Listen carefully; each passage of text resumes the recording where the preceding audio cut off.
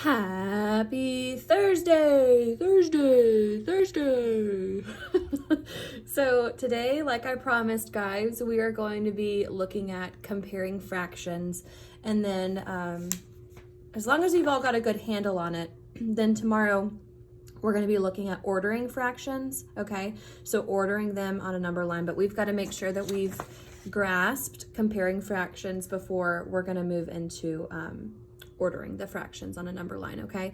But I am going to show you one little thing with a number line today, just so you can kind of see how we're going to use that for comparing fractions, just like we used a number line when we were learning about equivalent fractions on Monday. So let's go ahead and dive in with comparing fractions.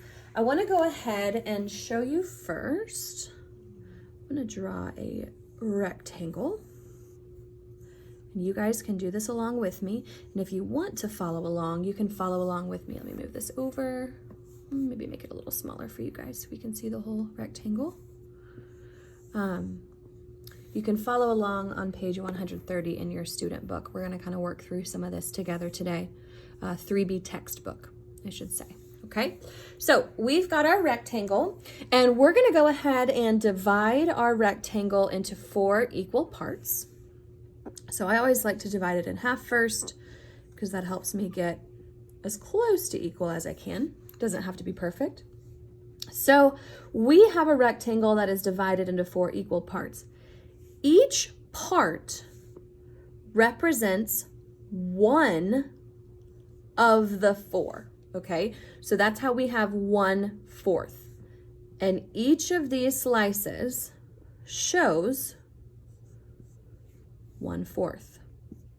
Okay, now watch what I'm going to do. I am going to now add a number line to the bottom of this. Okay, so boop, and I'm just going to even use this same line. We're going to have this as our number line. Okay, now let's go ahead and take a look at this example. If I'm starting right here at the edge of my rectangle, let's say that our starting point is 0. So I'm going to put a 0 here. Now, if I journey all the way down to the end of my rectangle, this is one whole rectangle, right? It's one whole piece. So I'm going to put a 1 on this side of my rectangle to show that it's one whole piece. Now, if I were to make this into a number line, I know that from here to this line on my rectangle, I have completed or shaded in 1/4 of my rectangle. So I'm going to put 1/4 at this point on the number line. Let me actually go back and put points. I want you guys to get used to those, okay? Now we're going to go ahead and come over here. And we're going to shade in another piece. What point do we think this would be? Now, you actually could have 2 different answers because we've been talking about simplifying fractions. You could simplify it. So what do you think that should be? Pause the video. Do what you think. Okay. A couple of you friends might have said, Miss Cantrell, that's 2/4 because I shaded in 2 of the 4. Yeah, you're right. It could be that. Or you could come down here and say, all right, well, you know what? I want to make this into simplest form. So what's a factor that goes into 2 and 4? 2, right? And I'm going to go ahead and divide because I'm simplifying. Okay. And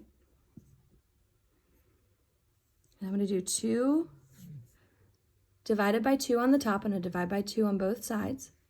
2 divided by 2 is 1.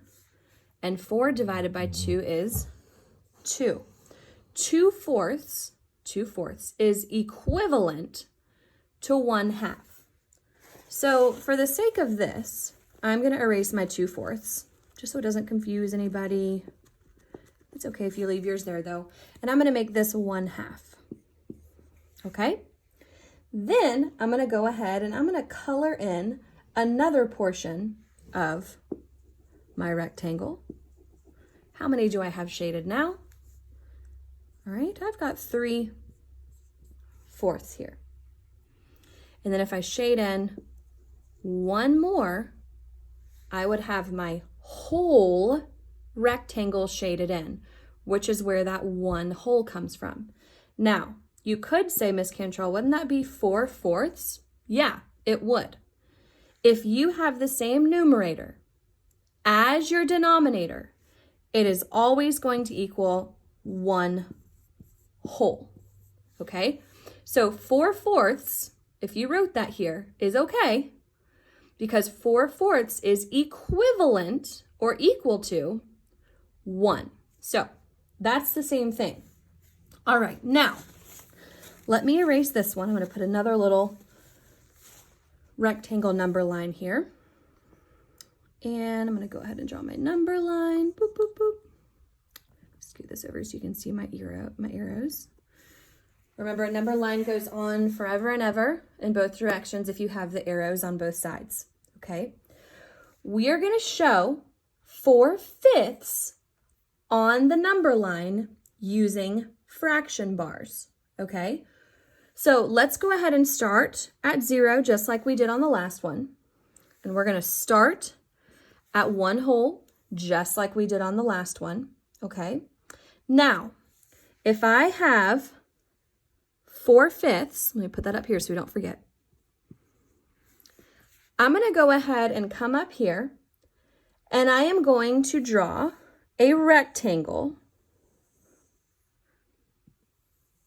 that is broken up into how many total pieces? Would it be 4 or would it be 5? Your total amount.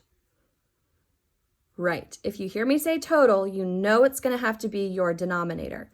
So let's split this up into 5 sections. 1, 2, 3. I'll scoot this over just a little bit more. Like I said, doesn't have to be perfect, but just so you get the idea. All right, now I have 1, 2, 3, 4, 5 pieces on my number line, and that's going to help me show 4/5 on the number line. So if I'm here and I jump boop here, what fraction am I at right now? How many have I highlighted in right now? Good. 1/5. All right, let's keep going because we've got to get to 4/5.